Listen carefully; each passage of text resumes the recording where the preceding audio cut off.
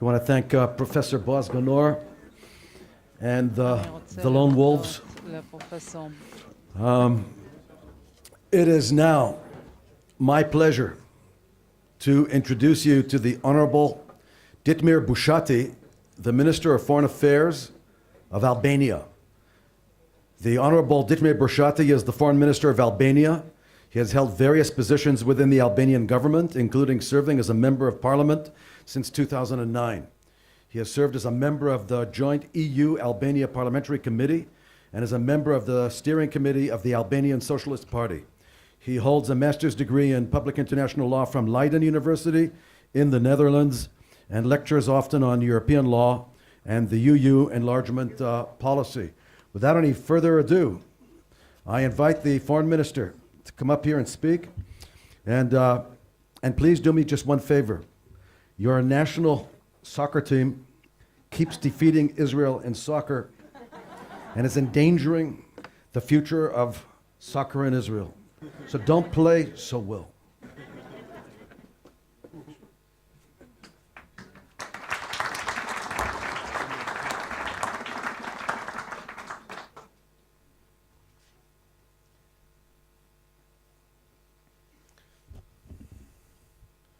Good evening, ladies and gentlemen. Let me begin by thanking the International Institute for Counter-Terrorism and its founder, Professor Boaz Ganor, for bringing us together to share our thoughts on one of the most complex issues of our time, as well as to share information and practices on our resolute and continued contribution to the joint global efforts in countering the threat of violent extremism and terrorism. I'm also pleased to return for the fourth time to Israel, a country which has shown unparalleled resolve and has managed to build a solid, pluralistic and open society, despite the turbulent environment in the region.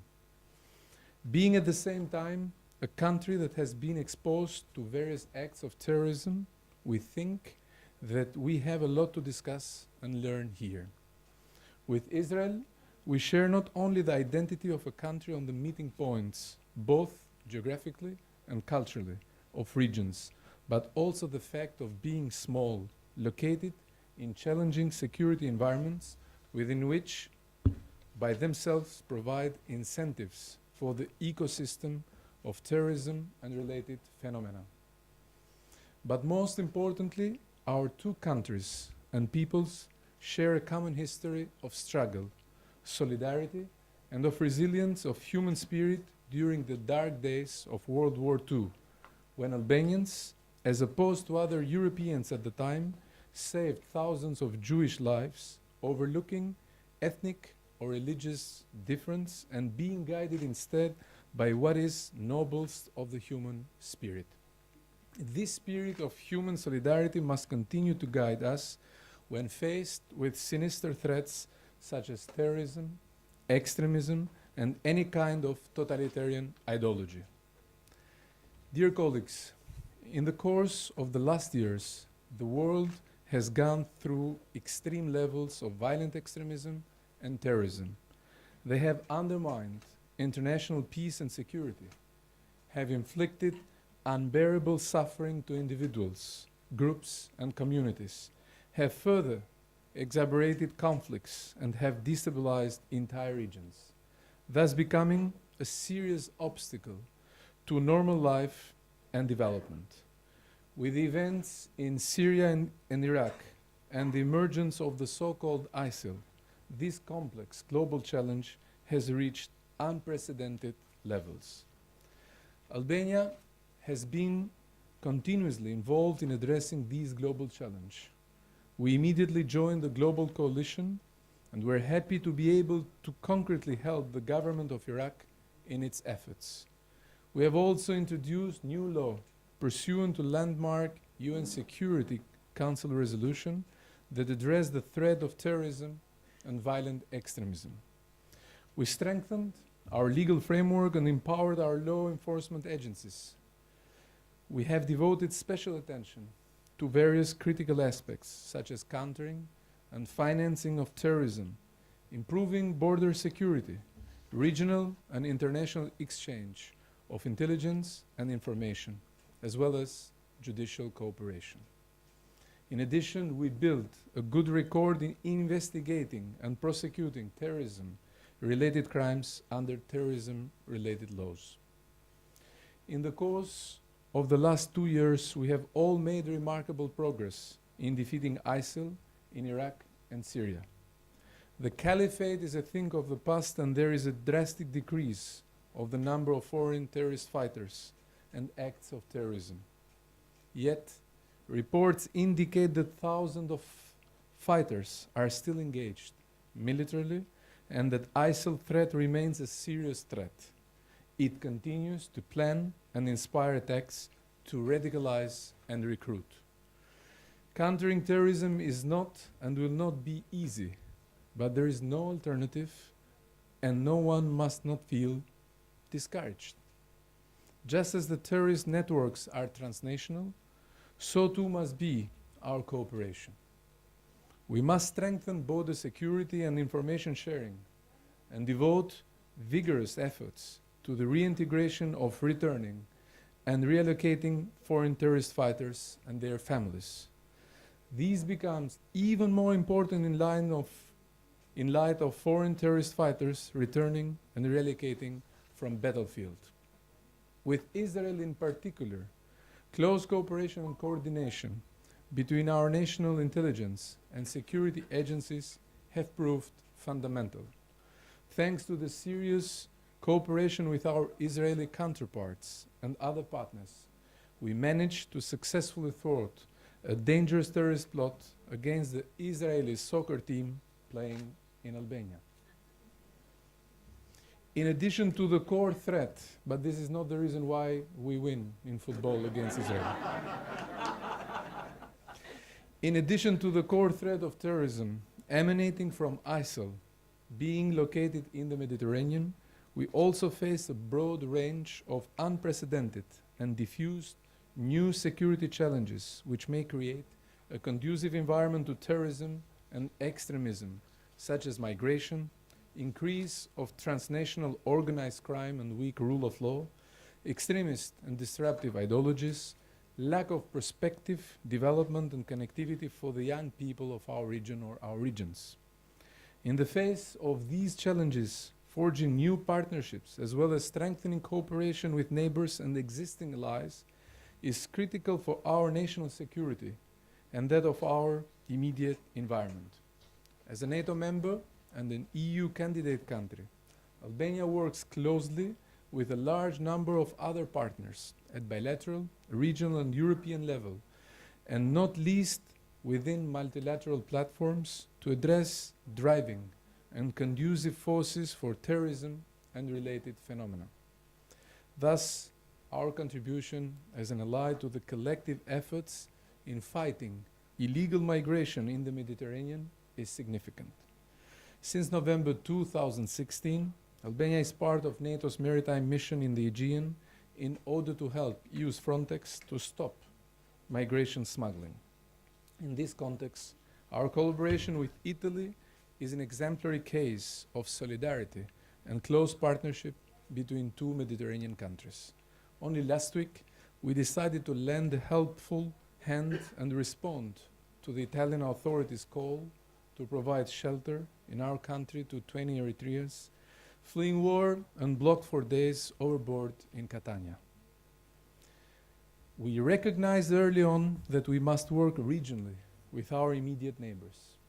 Albania included terrorism and violent extremism in the regional agenda of the Western Balkans during our chairmanship in office of Southeast European Cooperation Process back in 2015. Therefore, regional cooperation on countering violent extremism in Southeast Europe has only enhanced over the past years, and we now have a full-fledged network of national coordinators of countering violent extremism. We have established a regional center for coordinating actions in the area of countering violent extremism, and we are working with a number of partners from European Union such as Netherlands and UK until Brexit, as well as with new partners from Middle East, such as Jordan, in sharing experiences and creating better knowledge of the context of radicalization and extremism. As part of our strategic partnership with the United States, we have now a structured cooperation in the area of data sharing and cooperation between our intelligence. In the area of asylum seekers and organized crime, we are working very closely with a number of law enforcing agencies from member states, as well as such as UK, Germany, Italy, and Netherlands. Dear colleagues, we all know that no one is a born terrorist, and violent behavior is not inscribed in our genes or national psyche. Therefore, understanding the drivers of violent extremism and terrorism is of a paramount importance. Experience has shown that various factors, such as lack of opportunity, poverty, social injustice, and marginalization, do play a part in fomenting violence and may quickly transform grievances into extremism and radicalization, like we have seen happen in many parts of the world. It is therefore of paramount importance to prioritize preventive measures by addressing drivers that favor or lead to violent extremism that fuels terrorism.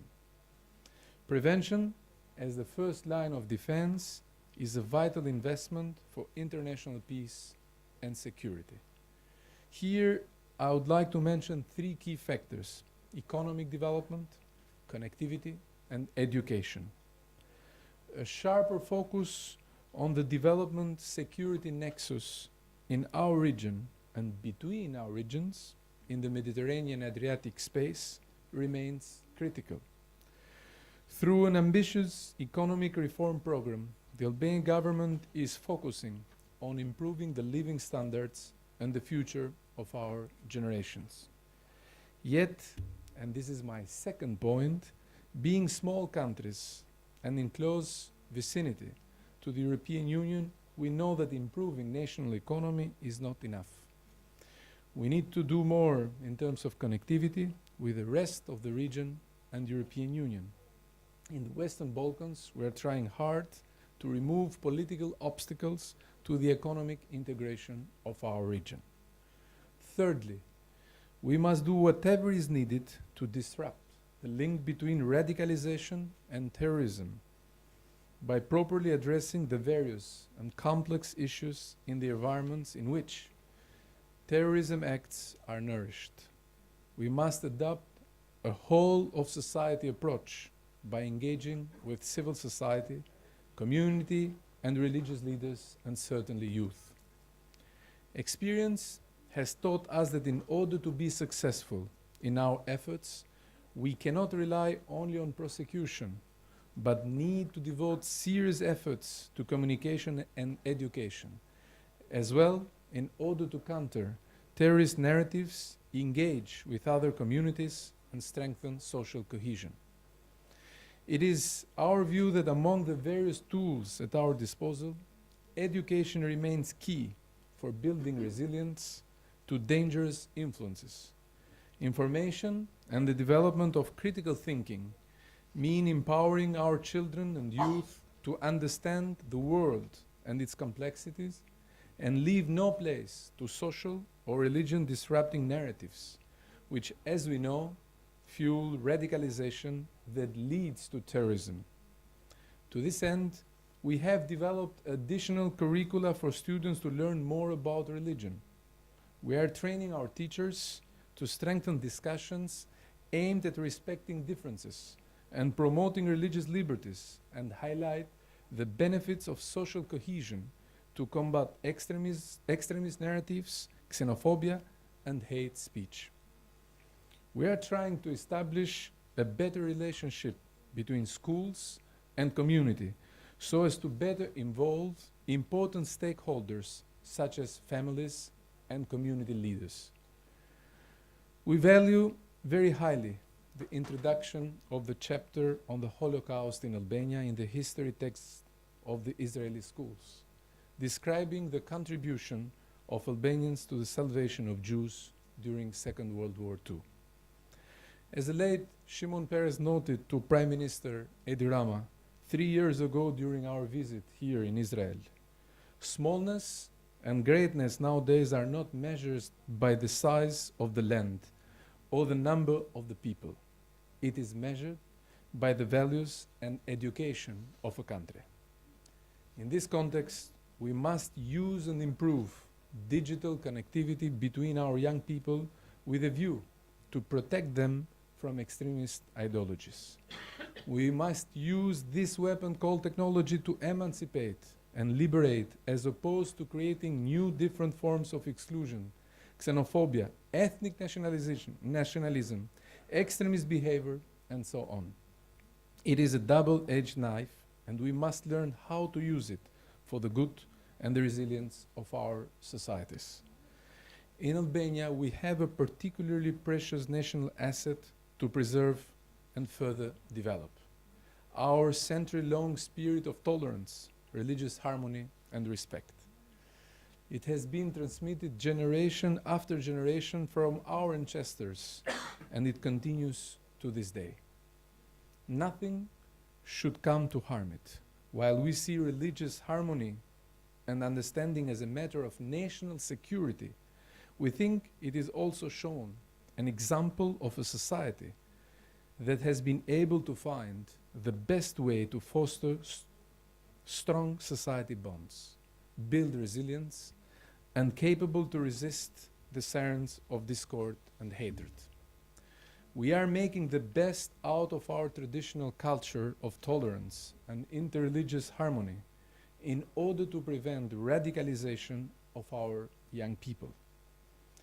It was this reality, this climate of coexistence and cooperation between different kinds of religions, which prompted Pope Francis to praise Albania by the following words, with which I wish to close my address today. What is happening in Albania shows through the peaceful and fruitful coexistence between people and communities with different religious affiliations is not only desirable, but possible and realistic. This is something of value which needs to be protected and nourished each day by providing an education which respects differences and particular identities, so that dialogue and cooperation for the good of all may be promoted and strengthened. It is a gift which we need to implore from God in prayer. Thank you very much.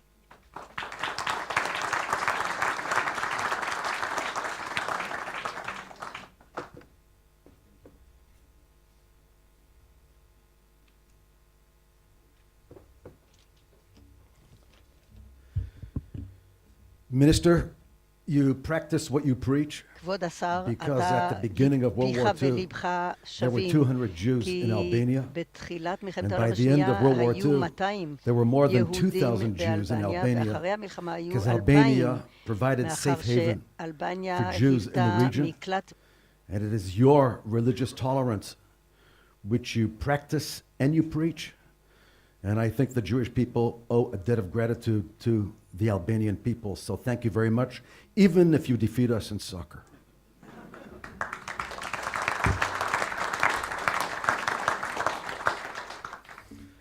It is now my pleasure to introduce Colonel Reserves Lior Lotan, our own Lior Lotan, actually. He's part of our family. He's a senior researcher and former executive director of ICT, IDC Herzliya, and former coordinator for POWs and MIAs in the Prime Minister's Office of the State of Israel. Colonel Lotan is one of the world's foremost experts in hostage barricade situations and hostage negotiations. He commanded the Israel Defense Force hostage negotiation team from 1998 until 2005. From 1993 to 1996, he commanded the IDF's Counter-Terrorism unit. In 2005, Colonel Lotan was appointed ICT Executive Director, where he brought a rich and varied experience in the military and practical spheres, as well as extensive administrative experience. Colonel Lotan lectures both in Israel and abroad on counterterrorism negotiations and hostage barricade situations. He is also a lawyer, specializing in corporate law, mergers, and liquidations. Colonel Lotan was appointed by the Prime Minister's office as the coordinator for POW and MIAs, and he held the job until 2017. He also is very well known in Israel for some daring behind-the-line operations, which he did not mention in his CV. But he's a modest guy. Lior, what the heck, man?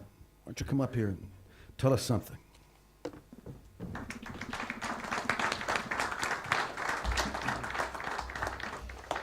Thank you, David. I always wish that at least part of it will be true, but it's nice to hear that, and it's a great feeling. Thank you, Boaz, for inviting me. It's a great feeling to be here back home with all these colleagues, all my colleagues and experts. אני אעבור לעברית ויגיד שבעצם, איפה לוחצים? Into Hebrew. What do I have to do, he Oh. says? לא. No. אז מה אני לוחץ כדי להחליף? What do I press? What do I touch? Says he. Okay, hold on.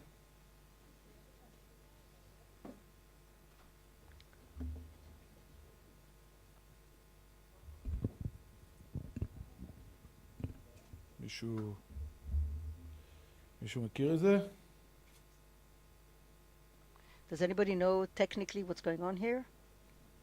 אז מה לוחצים כדי להחליף? What do I have to press in order to change the slides? תגיד לי, מה?